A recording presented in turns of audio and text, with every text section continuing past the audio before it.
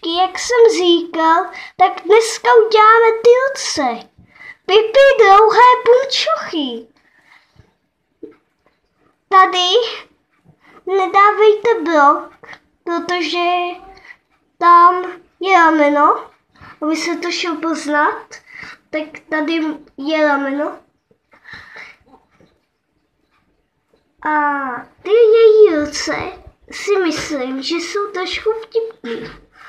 Ta Pipi dlouhá punčocha je podle mě vtipná. Ale to myslím vážně. Fakt vtipná je.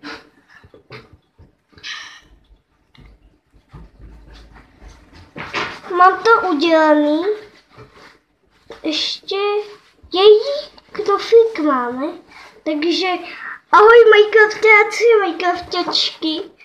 Ale zробte jako Pipi dlouhá punčocha.